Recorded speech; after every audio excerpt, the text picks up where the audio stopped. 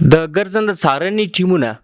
د مالیې وزارت د ګمرکونو لوی ریاست د ګرځنده څارنې یا مراقبت د سیار ټیمونه د پخوا په څیر په مرکز او ولایتونو کې د ګمرکونو قانون د 2مې، 3مې، اومې او 11مې مادې له مخې خپل فعالیت بیا پیل کړی دی.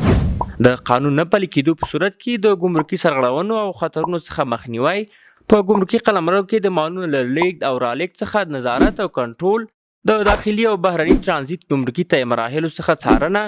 او د توکو له قاچاق څخه مخنیوی د ګرځنده څارنې د ټیمونو مهمې دندې دي. لکه څنګه چې د هېواد ټول ګمرکونه د صادراتو او وارداتو په مخ پرانیستي دي او خپلې چارې په عادي ډول پر مخ وړي، د ګرځنده څارنې ټیمونه د کابل په 4 دروازو کې په بشپړ ډول له سوداګریزو محصولي توکو څخه څارنه او پلټنه کوي. په همدې اساس ټول سوداګریز شرکتونه او موټر چلوونکي چې په ګمرکي قلمرو کې سوداګریز توکي لیږدوي مکلف دي چې یا توکي د ګمرکونو قانون، مقرراتو او طرز العملونو په رڼا کې محصول کړي او د لیک په وخت کې ګمرکي سندونه له ځان سره ولري. که چیرې ګمرکي سندونه ورسره نه وي او یا هم د توکو سره سمون ونه لري، توکي او محمولات د دویم ځل طی مراحلو لپاره اړوند ګمرک ته لیږدول کیږي.